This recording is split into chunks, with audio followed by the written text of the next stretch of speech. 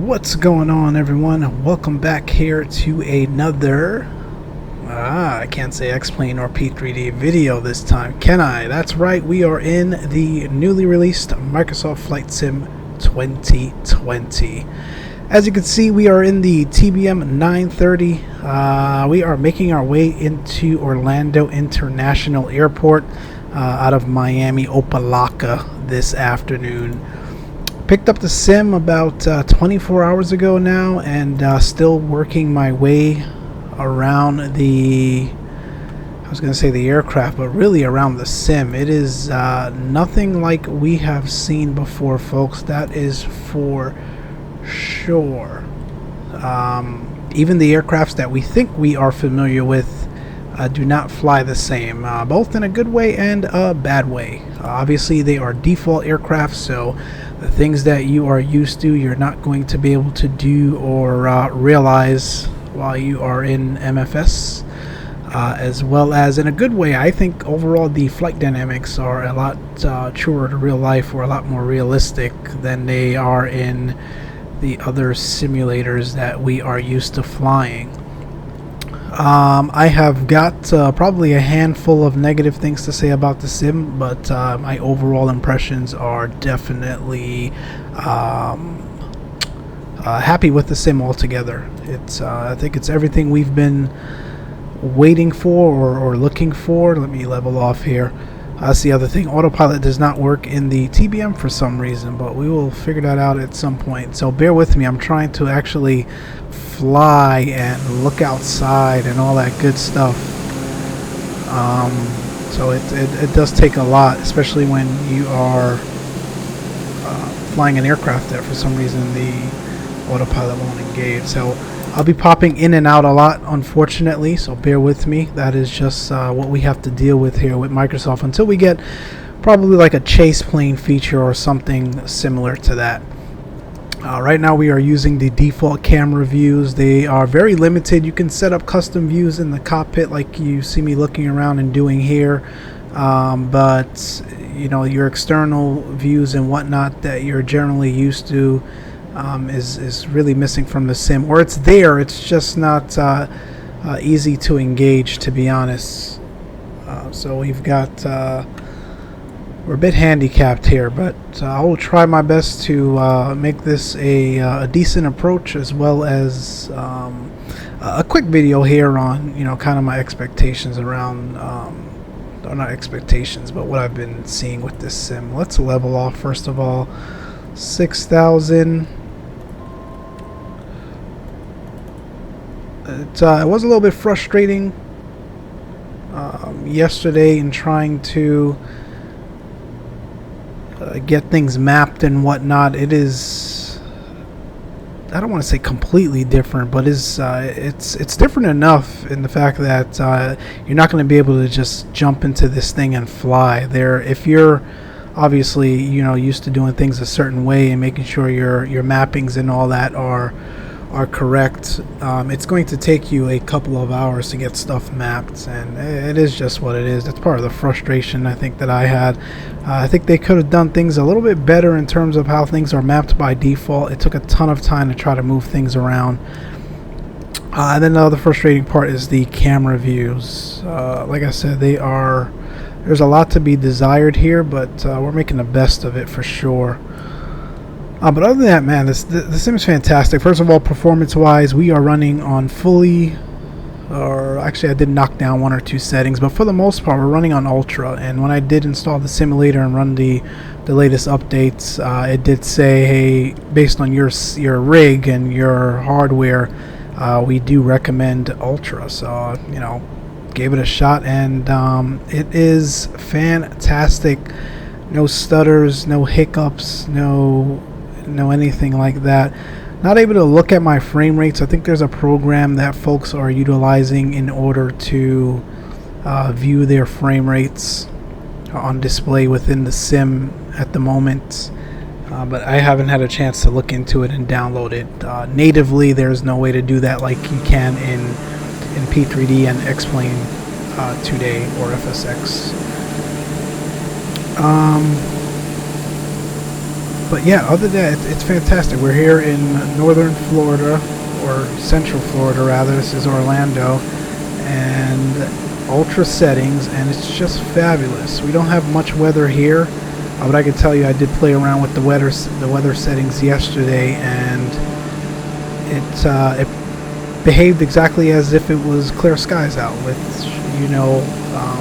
with the other sims, once you get any type of overcast clouds or anything of that nature, it is definitely taxing on your performance, and that is not the case. Microsoft and Asobo have done a wonderful job at optimizing this simulator, and from what I hear, there is yet a lot more to come on that front. So it's great there.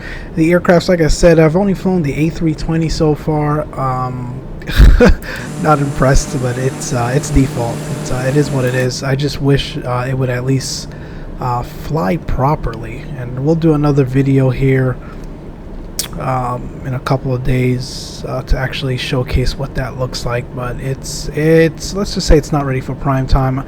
I think I would be even hesitant to take it on VATSIM, but we'll get into that later. And then the second plane that I've flown, obviously, as you guys can see here, is the TBM. We're actually going to make our base now. We're not going to follow the flight plan anymore. Because the autopilot won't engage, and we can't really shoot a proper approach anyway, so we will well, we can't shoot a proper approach with autopilot, so we'll do some hand flying.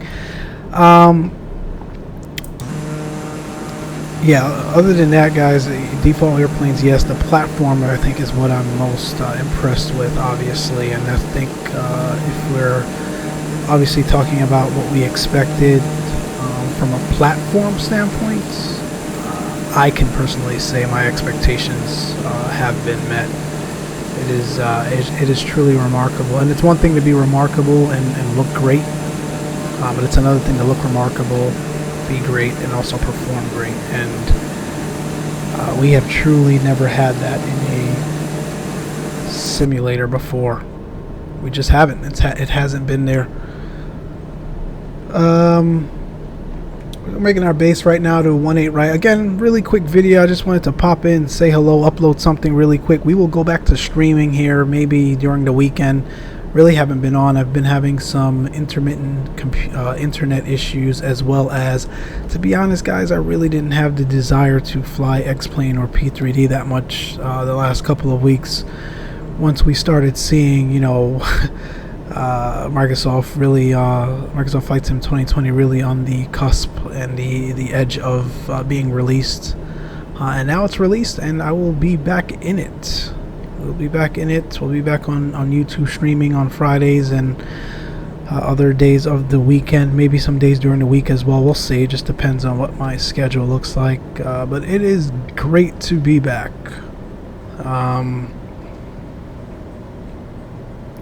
Yeah, really not much else to say. We'll get into a whole in-depth review a little bit later, but I just wanted to, again, like I said, pop on, throw this recording up really quick to, first of all, let you guys know I am alive, and obviously to let you all know that this sim is really fantastic. We've got a host of third-party developers that will be making content or have already started making content for the simulator as well. So I think that is quite fantastic. So we'll get to see that stuff as well. So pop this inertial separator on. Definitely looking forward to the aircrafts. PMDG is aiming at a Q4 beta release.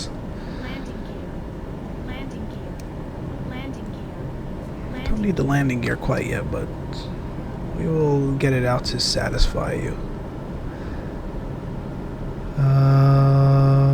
Do some S turns to kind of bleed off some speed here. Yeah, PMDG is starting to get into the final stages here of their development, hoping for a Q4 beta and a Q1 2021 release. So we'll see that in G3 soon. That'll be awesome.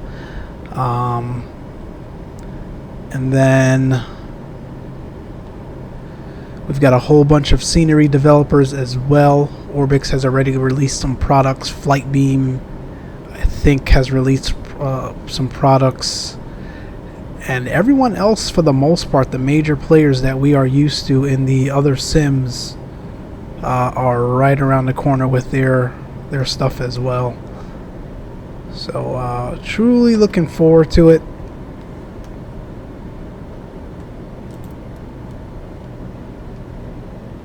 So we're too high. I'm just gonna make a quick loop really quick.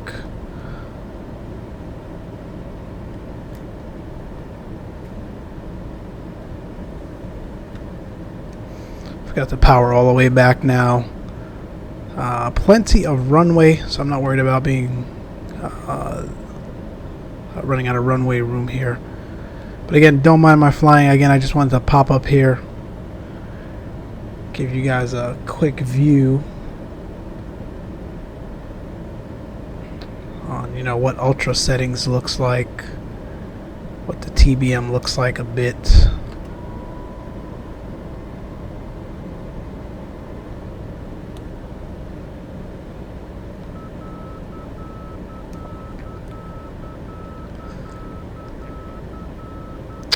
VATSIM is compatible as well. I am not on VATSIM now, or I wouldn't be flying like this, to be honest. It is compatible, but they have an issue with vPilot and Sim Connect, and it causing stutters in the sim. Supposedly Zibo and Microsoft are working on it.